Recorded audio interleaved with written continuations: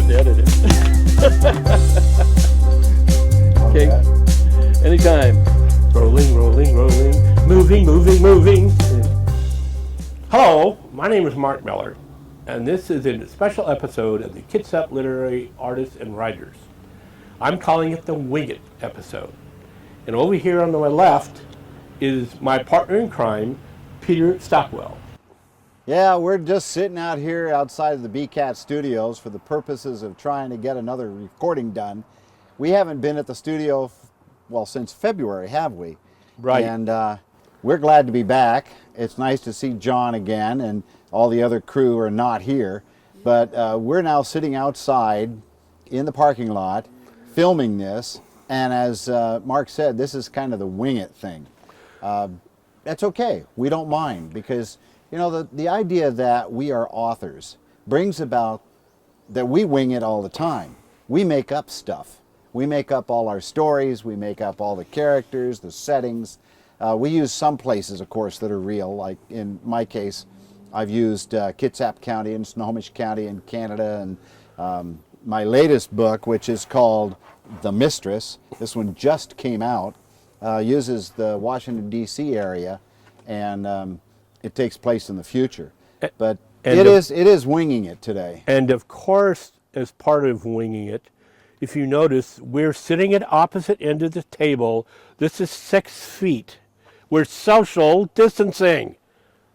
Although I did bring my masks. Yes, we have masks, but we're going to go to the bank later on, and that's where we're going to use the masks at, right? Because we need to take out a loan. Is that one of those new government loans which you don't have to pay back as long as you keep people employed? Well, we're going to be employed, but we're going to that's what I'm saying. But we're going to do it without paperwork because we have masks. And I was thinking, well, in that case, you see, if I can do that, then I will be able to keep myself employed as a writer, editor, publisher, marketeer. So, what we've been doing, and I think probably a bunch of you artists out there, writers, painters, not so much filmmakers. A lot of people are trying to do films in their backyard and stuff, but trying to do the traditional film right now with social distancing, I'll explain something what Blue Forge is doing here in just a second, which is kind of unique. Everybody's trying to find some way doing this, this virus floating around, so things don't get worse, but at the same time manage to produce some of their art, whether it be like Peter's new book or our new books, or people are painting, like I said, in their backyards or whatever.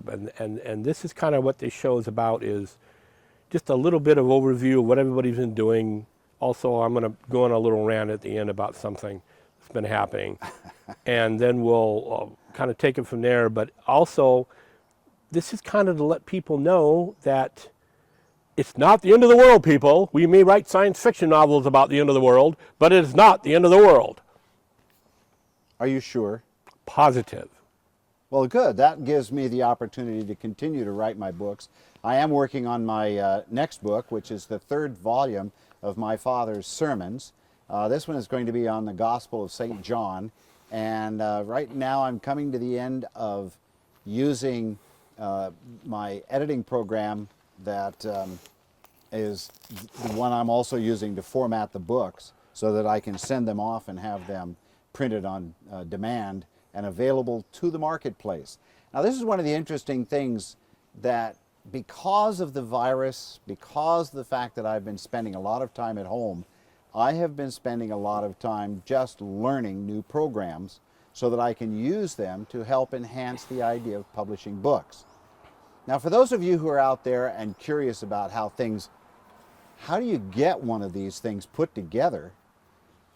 I have found, and maybe it's just me, I don't know, I'm just going to claim it's just me, I have found it can be done.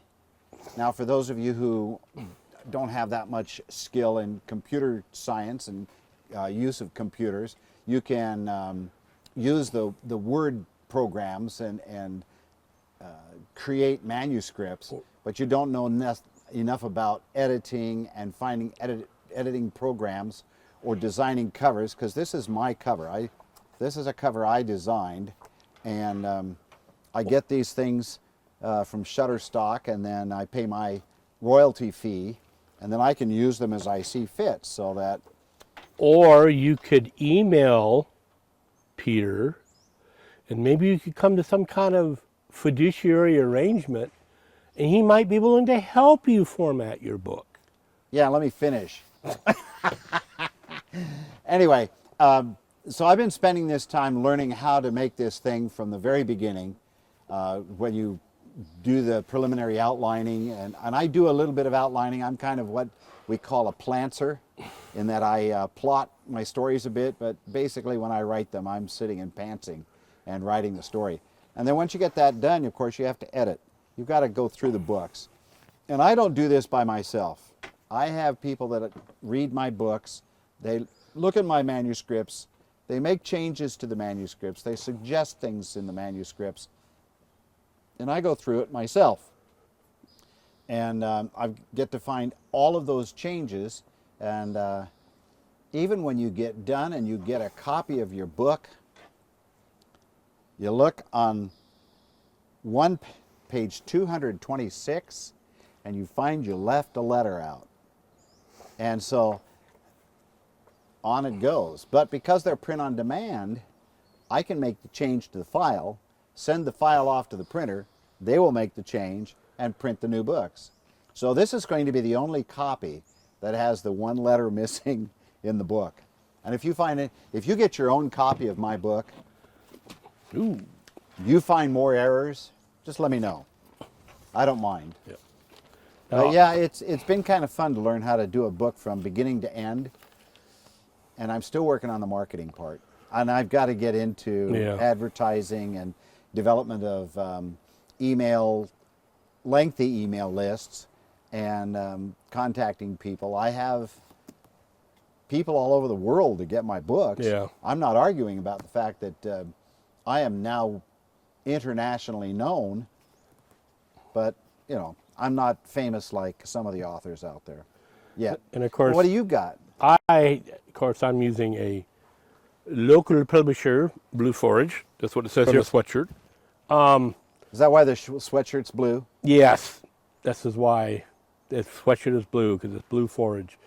Years ago, they found out they liked the symbol of the forge and the wheels, and of course they all like the color blue, so they came up with Blue Forage. Well, aren't we forging books? That's exactly. They also are forging books, films, music, some artwork they're trying to get going. And of course, this whole virus has kind of brought a lot of stuff to halt. Well, all their film work and such. Yeah. But one odd thing with the film work is that prior to this actually happening, all the way back in 2019, she and another individual who was kind of helped financing this special project came up with this idea of, it was a plot about what would happen if we wound up getting stuck in a situation like this, where everybody had to be the government was having everybody basically being permanently or at least almost semi-permanently social distancing, to the point where everybody's only connecting by video and audio. And so they had already had this plot in the works. So what they're doing now is they're filming individuals, I'm one of the characters, where they're going to show what would happen if this became permanent, where everybody was stuck in their home. And of course, this is one of those science fiction plots that's been bouncing around, all the way back in the 50s and 60s. Yeah. But it's never really been done on film with a long term, like a whole bunch of actors and actresses going through this and stuff.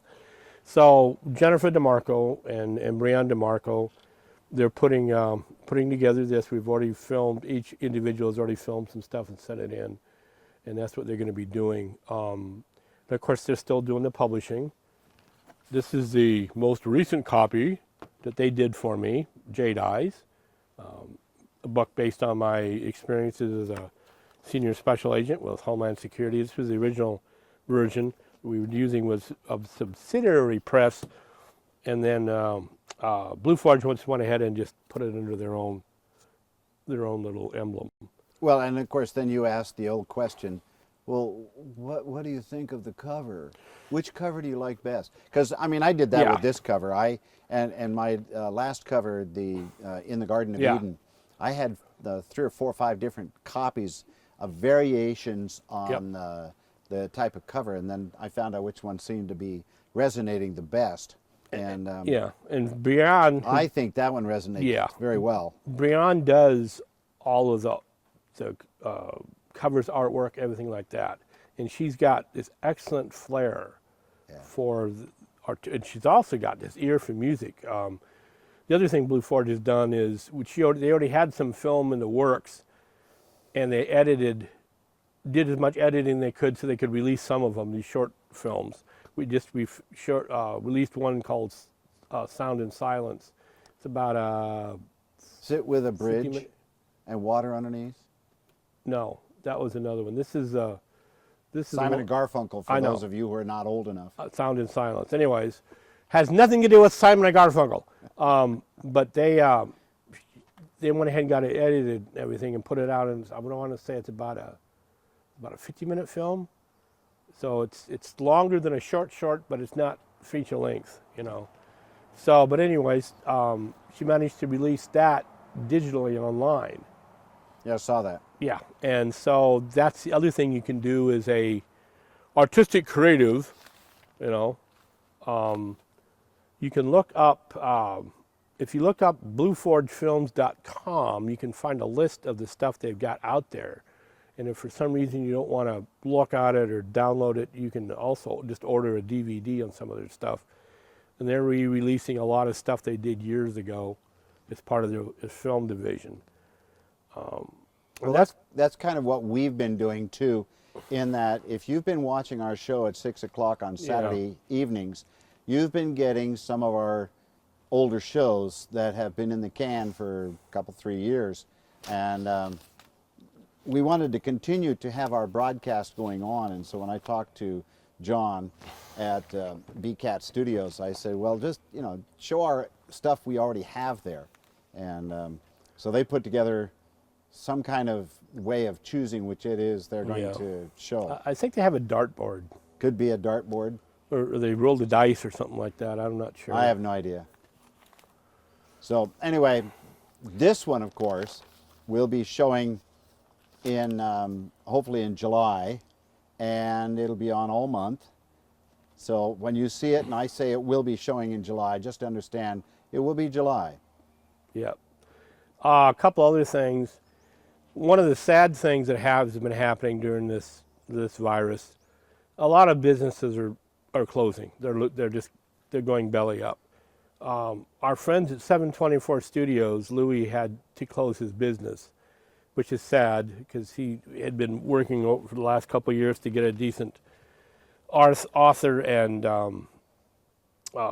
place for painters and other type of Well, artwork. he did photography down there, artwork, Yes, and of course he also had books. he was Yeah, carrying books. our books Yeah. down there. So Shelley Wilkerson, who is a local artist, is apparently going to take that space over, and I want to say she's going to call it. I think she's going to call it the Shelley Wilkerson Art Gallery, and she's got a lot of her stuff. But I think she's going to also put other people's things in there. So there will be something at that location in downtown Port Orchard, which is good. It's just sad that because of the restrictions that was put on businesses and stuff, a lot of smaller independent businesses, they can't exist. Yeah.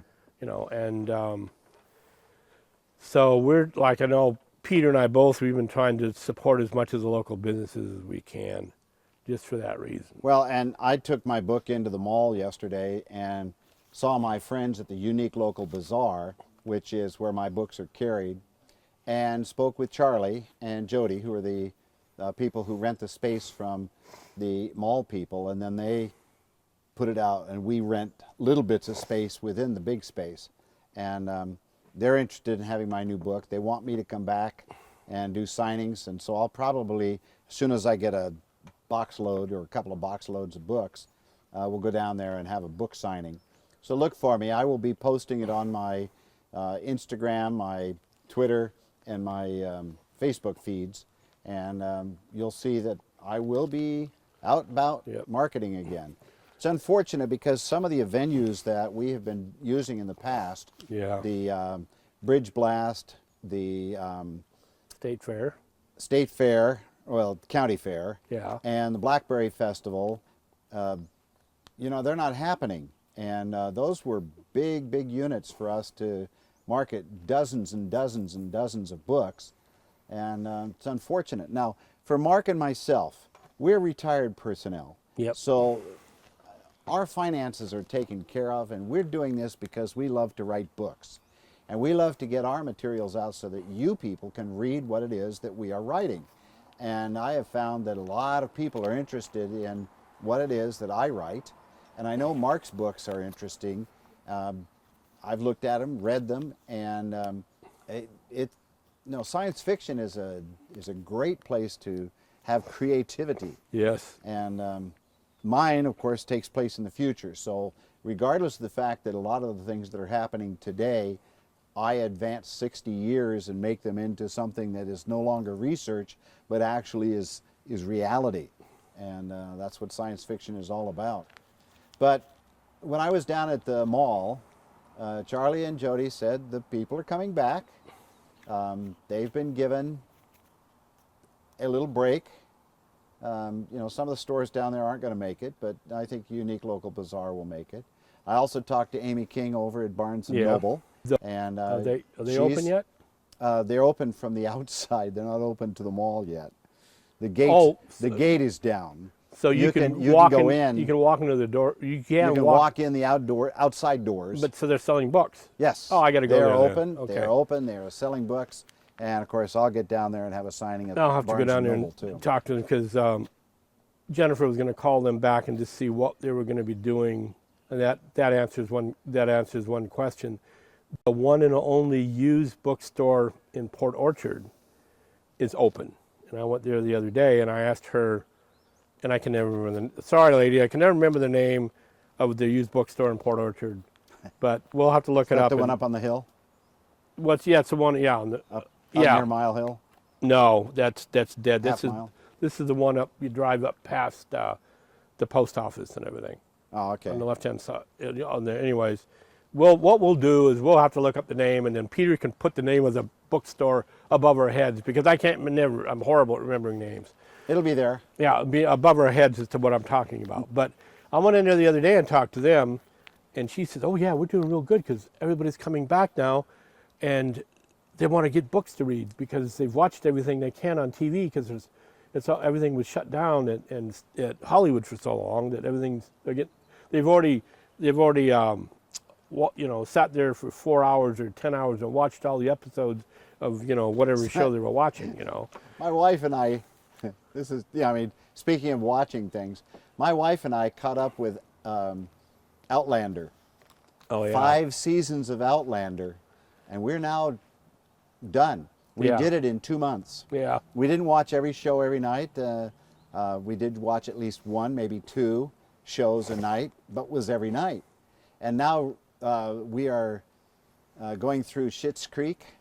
Yeah. With Harold Levy. Yeah, that's supposed to be funny. It is hilarious. We're only in season 1, and there are 5 seasons to that one, and so we're going to be up Schitt's Creek without a paddle pretty soon, and I'm not cussing because that's the name of the show. Yeah.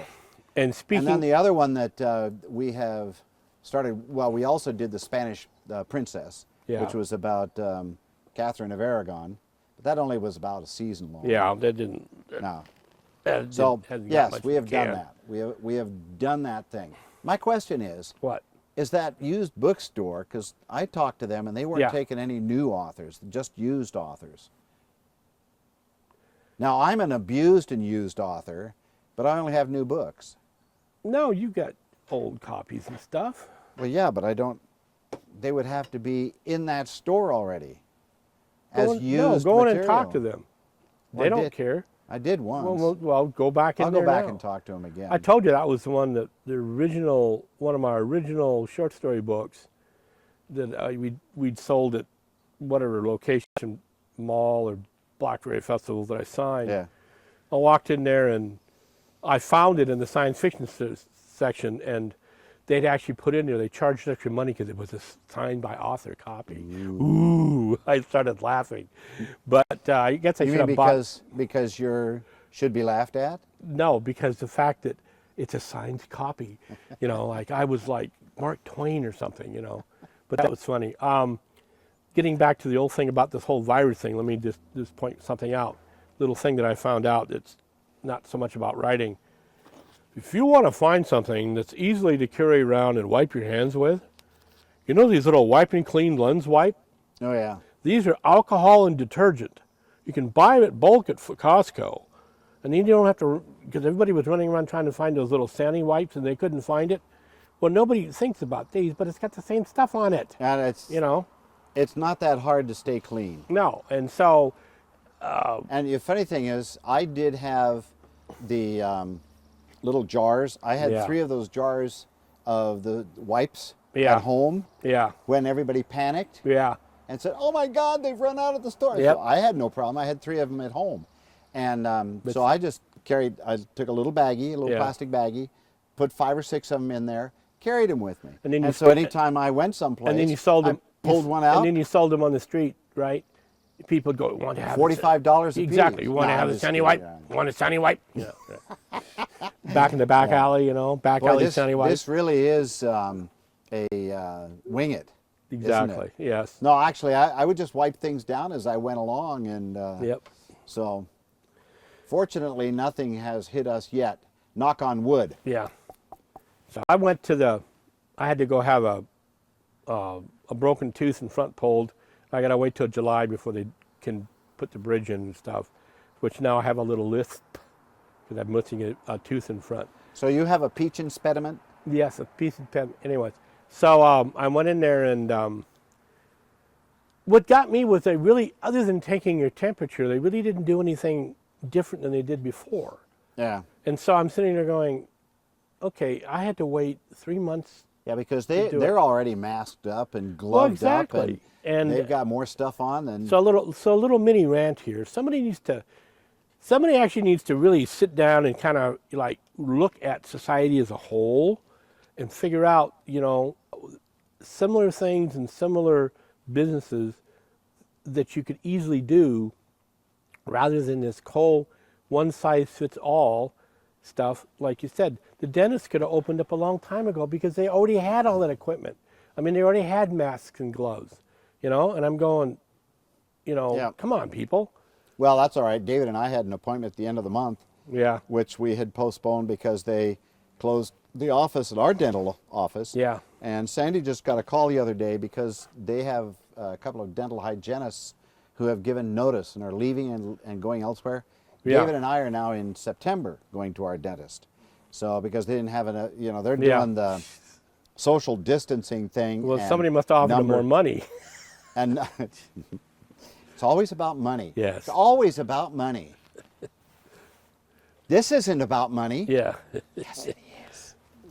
Anyway, so we got kicked off to September to go in to see our dentist because they're not using every single of the places. Yeah. They're operating every other one. Right. So anyway, it's just a scheduling thing. And this whole thing is about scheduling. And the postman just drove by. But he's not ringing twice. Yes. So he looks like he's turning around to put the mail in the box. Probably. He's going to use the Santa can. Oh, of course. Do you charge him for that?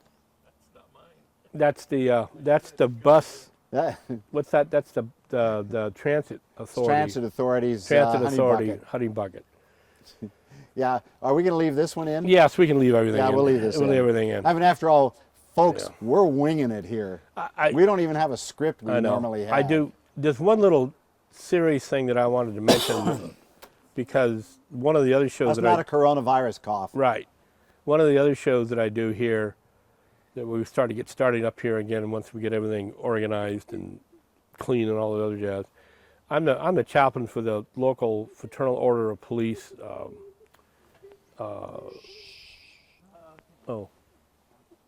We've got singing in the background.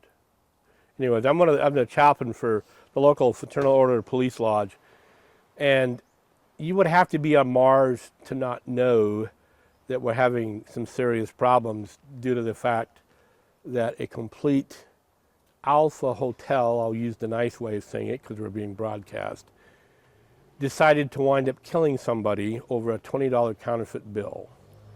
One of the things I did for 30 years when I was in law enforcement was, for 15 of them, I was a firearms use of force instructor. And the techniques that apparently they were using in Minneapolis were techniques that most agencies had stopped using because people were being easily injured. We tried to stay away from any type of choke holds, any type of spine pressures or neck pressure techniques, because it was so easily to injure somebody and paralyze them, that they decided that why risk the chance of doing that when it wasn't, by pure accident. You weren't trying to hurt the person. So because of that, now we've had riots, we've had shootings, we've had all this stuff going on. The initial indication is it might have been racially based. Now information is coming out that the former cop and George Floyd knew each other, so there might have been something personal also involved, which doesn't make it any more right, or because it never should have happened in the first place. There's not a single professional law enforcement officer out there that would tell you that it was perfectly okay to kill somebody by leaning on him for 8 or 9 minutes because you were pissed off. Excuse me about that. That's okay. Something went down the throat. Yeah, it wasn't coronavirus though. No. But so I'm just asking everybody out there to remind one thing. Painting all members of a group with the brush caused by one evil idiot type person is wrong. It'd be the same thing as if I said, well, you're a member of such and such an ethnic group, somebody from that group stole my car, therefore you're all thieves. It's the same idea. You need to take everybody as an individual. You need to take a look also at yourself. I would say my little additional soapbox is all of us in the back of our mind have little prejudices. We just have to admit them. So once you admit that you probably grew up with some prejudices, no matter who you are, from what group you're from, then you can deal with it. It's those persons who claim that they don't have any baggage, who claim that they're saints, usually are the ones that screw up, and then they'll never admit that they screwed up. And that's kind of what one of the things I wanted to put out there. So this is something else we'll get through as long as we don't constantly turn it into an us versus them situation. Treat everybody like you'd like to be treated. The golden rule, like your father used to preach all the time. Well, he still does, because I've got all his sermons. Yes. That's what we need, to get back to and realize, rather than, I know it's an election year, but beating each other over the head with stuff isn't going to do any good. Well, and that's one of the things that in the sermons that my dad wrote, and the next book that I'm working on in the Gospel of John points out the idea that each of us is an individual, but one of the sermons that I worked on was the woman at the well at Sychar, when Jesus was tired after coming in from Galilee, and he sat down, and this woman who was just happened to be a Samaritan showed up, and he says, "Get me a drink of water from the well." It was Jacob's well. And she said, "Do you know who you're talking to?" And he says, "Well, of course." And he says, "Well, we don't, you're a Jew and I'm a Samaritan. We're not supposed to cross paths." And it was, of course, the middle of the day. So she's there because one of the things we find out in that reading is her reputation isn't exactly the best reputation in the world. She's had 5 husbands. Jesus, because Jesus asked her, he says, well, what is your husband? Well, I'm not married. He says, you are answering correctly. As a matter of fact, you've had 5 husbands, and the man you're with right now is not a husband at all. And she just goes, how do you know all about my life? And she goes racing off and saying, I've met a man who knows me before I've even told him about me. That is part of what our problem is that we have used race and creed and backgrounds, histories to alienate each other from each other. And I think it's about time we got back to being called human instead of being called Caucasian, or maybe better yet, European American, or Native American, or Asian American, or Mexican American, or African American. And we just get away from those terms and understand, yes, I do see color. It's marvelous. It's marvelous, all the variations that can come out of one creation and be so wonderful at the same time. If we could get rid of greed, we could get rid of the hunger for power and control, and if we could have people who do not let their egos get in the middle of things, maybe we'd all be better off. However, they do make for great books when we're writing them. So we will continue to do that. Exactly. We are the only species that has quote-unquote races, because it's an artificial construct. If you look at a leopard and a black panther, they're the exact same creature. They mate, and that's how you wind up with black panthers, particularly a variation on the color scheme. Well, I thought maybe you were talking about Stan Lee's Black Panther. True. Just kidding, that's comic books. Well, you want to have a whole history about that? Because back then when he was created, I used to buy comics a lot, and then they got too expensive. Another creativity, but actually Black Panther was one of the first Yes, it was. African-American / black heroes in a major comic series. And that was all the way back in the 60s. Yeah. I know, because I had some of those books, some of those little comic books. Yep, and that's another form of artwork that reaching out now to the audience. Anybody who wants to come in and talk about graphic novels or comic books, anybody who's writing them, please get a hold of us, because that's something that's we know it's out there, but we only have had very few people come in to claw. Well, we did interview the one guy out of Hansville. Yeah. And he's writing graphic novels. He's with Mountain West. Yeah. Productions. They Right. do movies, and he writes graphic novels and as well as other novels. Yeah. And but he's about the only one, and I know he's the only one I know that we do there's write. tons more out there, people out there doing it, and of course, like I said, it's like you said, let's just all be one big happy family. Yeah, we're gonna have arguments. Yeah, occasionally you're gonna get into somebody who's a complete asshat, you know, but for the most part, most of us are good people, and we don't need to be beating each other over the head. There's a truck going by. We don't need to be beating each other over the head with the guilt stick. Let's just admit that we're fallible, that we make mistakes, that other people make mistakes. Let's try to solve things so we don't make those horrible mistakes, or we don't do horrible things out of anger or something to another human being, so we don't have any more unnecessary deaths, injuries, whatever you want to call it. We don't need any more riots. We don't need any more anything. We just need to be able to, especially once this virus is over, we can actually start hugging each other again. We won't have to worry about that. I know. I've missed it. I know. Hugging, and I know they've made this big thing about, well, we'll probably never have to shake hands anymore. It's not true. We need human contact.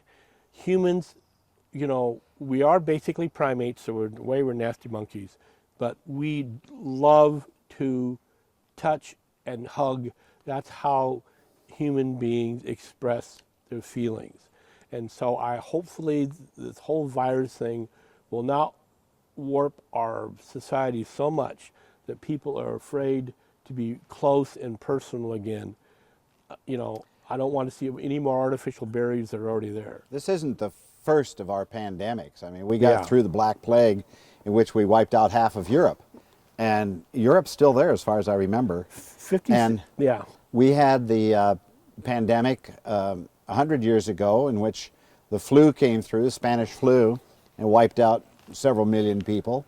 And we've had Ebola and HIV, and we've had SARS and MARS and BARS and CARS and DARS. And You want to hear something that I hadn't even thought about, that somebody reposted an article about this the other day?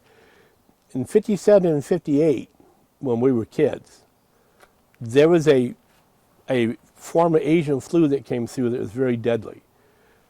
The reason it didn't really hit the news that much was because this one scientist took one look at the flu, realized it was, the virus and the germs looked like another structure he'd seen before, and he was able to come up with a vaccine right off the bat.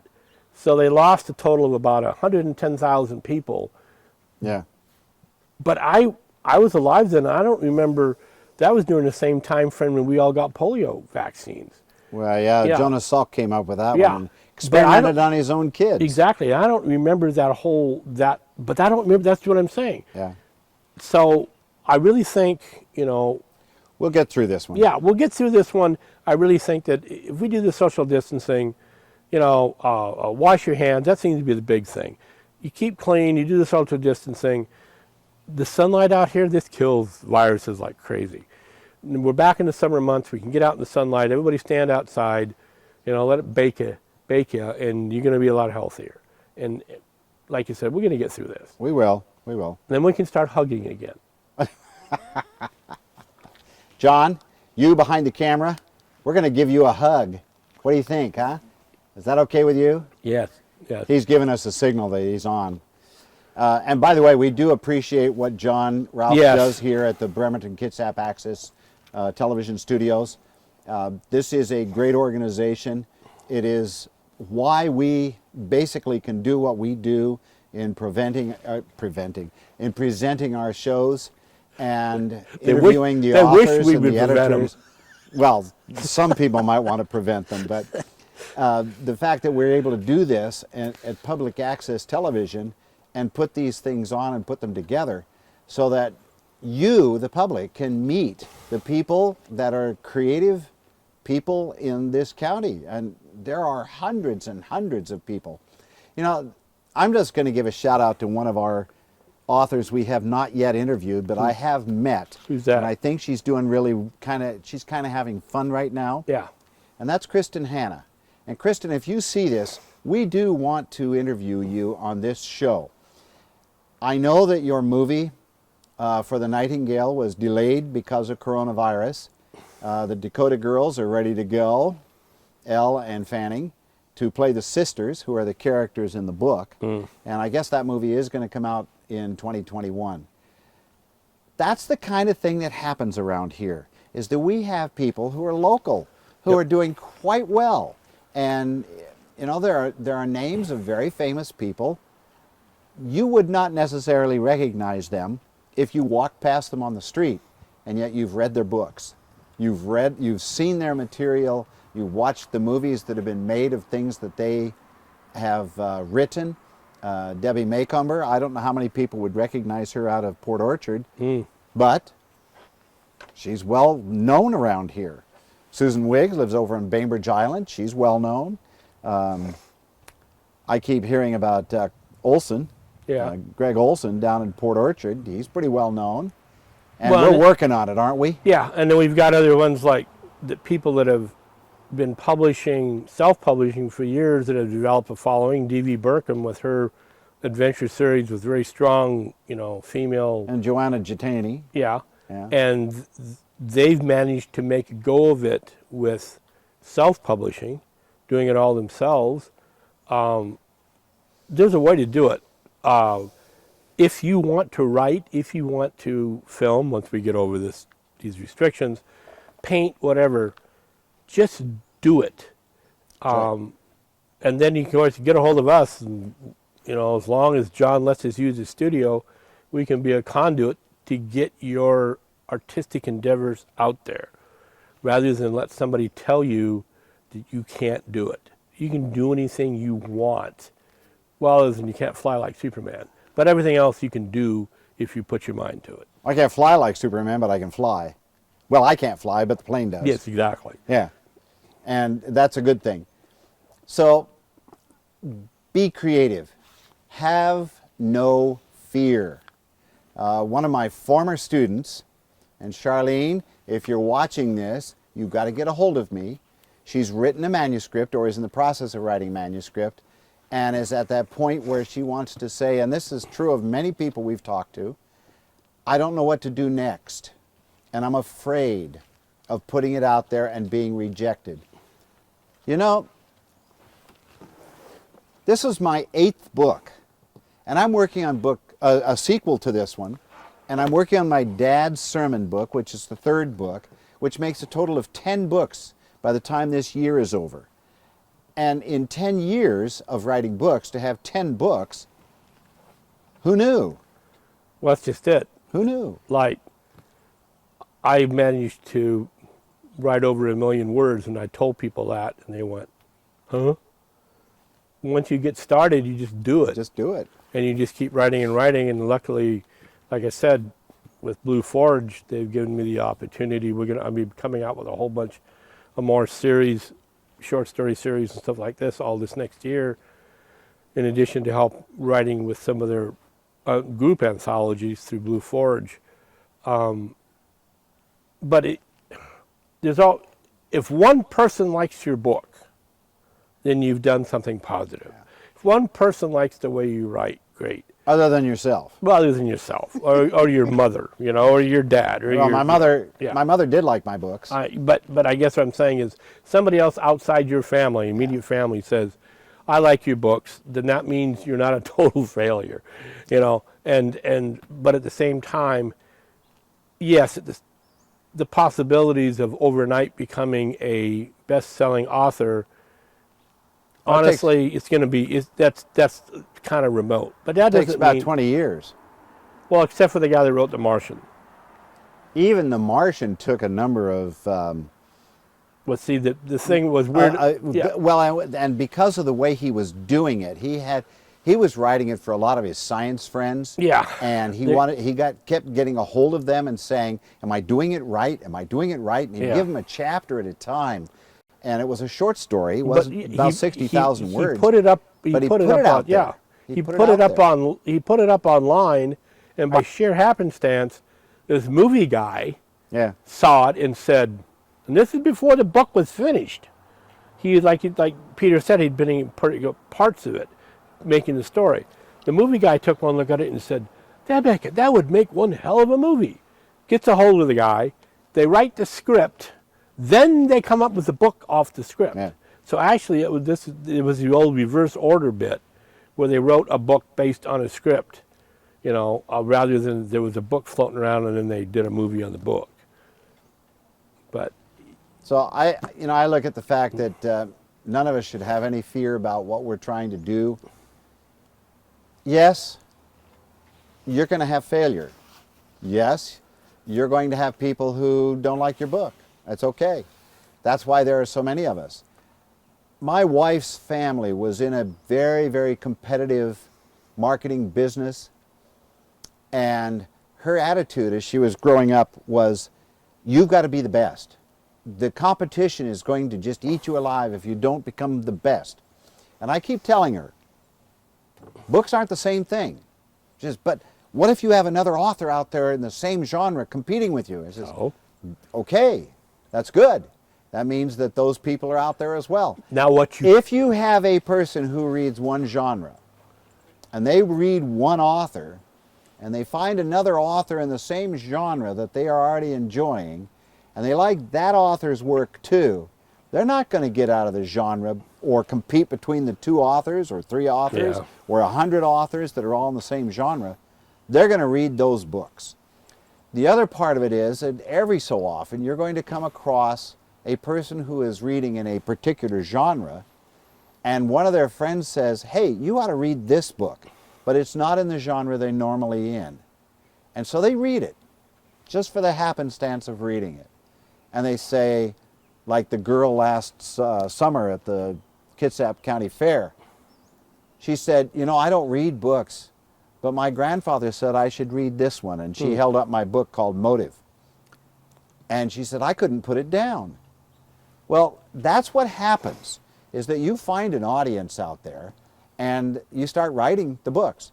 Now, I'm not recommending, as some people have done in the past, because this is not for me, it's not the way I do things. Yeah. I don't write for the audience. I write what I want, and I write the way I want, and if you're happy with it, great. Yep. If you're not happy with it, okay. That's why we have many authors. And hopefully, Don't be afraid, just write. if it's not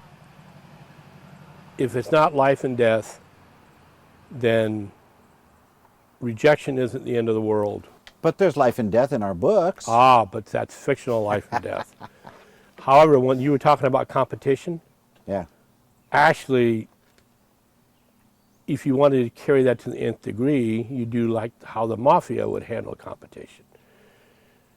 They would get rid of the competition. But we don't do that in a civilized society.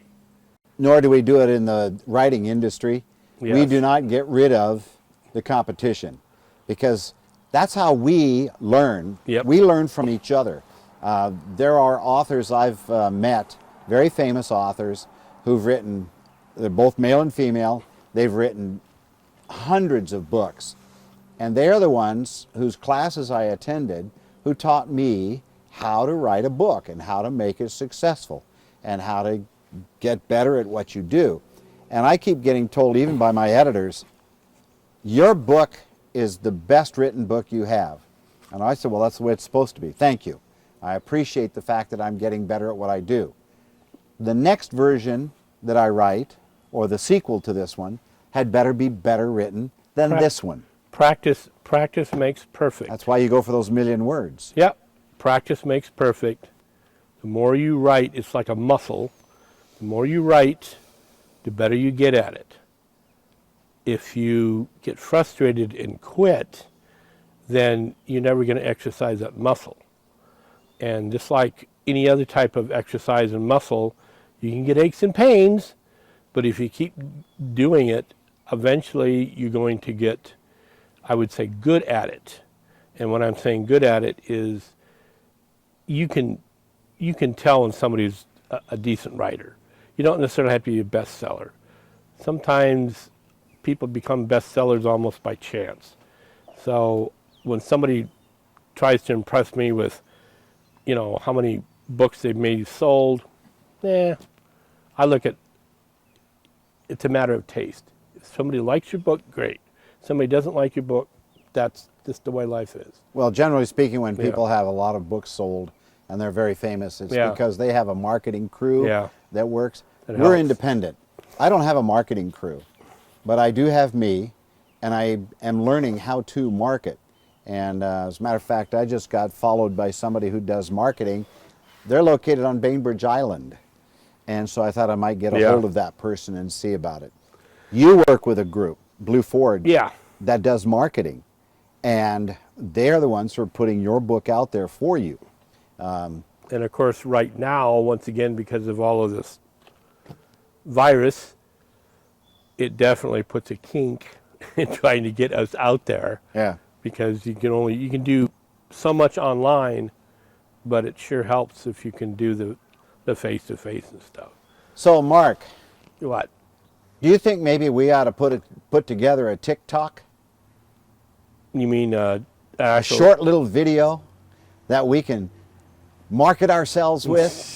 That we just go, hey, hey, woo, woo, this is really going to go. Hey, hey, woo, woo, this is really going to go. What do you think? What do you think? What do you think? Think. We could do that. We could, couldn't we? I think I just did. I know. Maybe John would help us.